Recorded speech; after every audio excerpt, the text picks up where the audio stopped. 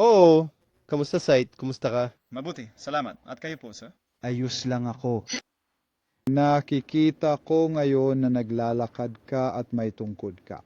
Opo, sir. Iti sigurado. Kumusta ang karanasan mo ng walang tungkod? At may isa itong hindi ko alam kung ano ang masasabi ko pero ito ay naging mahirap. Ito ba ay naging hamon? Ito ay naging mahirap.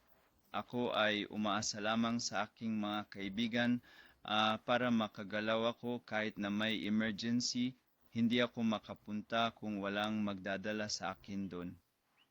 Tuni natanggap ko na ang tungkod naging madali para sa akin na makagalaw, maging independyente. Makakapunta ako sa library mula sa aking kwarto at makakapunta ako sa klase ko, pati na rin sa simbahan. Sa ngeno Shuanggon, saling ako sa simbahan, papunta sa aking kwarto. At para dito, sobrang saya ko at alam ko na kahit sino na katulad ko ay kayang maglakad ng mag-isa. Katie. On beside choose you can give initiative on the kabifit tayo ang tungkod. Anzon mensahe mo kanila.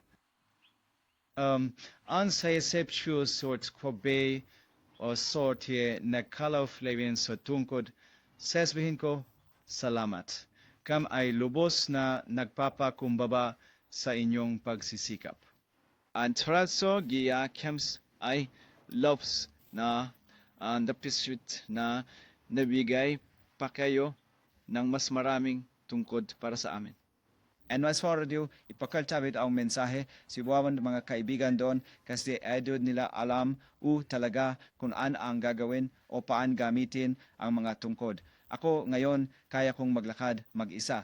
Kaya kong pumunta kahit saan sa campus, sa kahit saan na gusto kong puntahan sa mga opisina.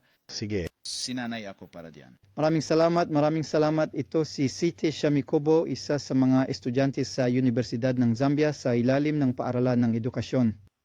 Siya ay may spansayan sa paningin, siya ay bulag, at nagkaroon siya ng mga hamon sa paggalaw ng walang tungkod. Umaasa siya sa kanyang mga kaibigan. Ngunit matapos matanggap ang mga tungkod mula sa You Can Give Initiative, alam mo nagkaroon ng pagbabago sa kanyang buhay, nagbago ang mga bagay. Kaya niyang gumamit ng tungkod. Kaya niyang mo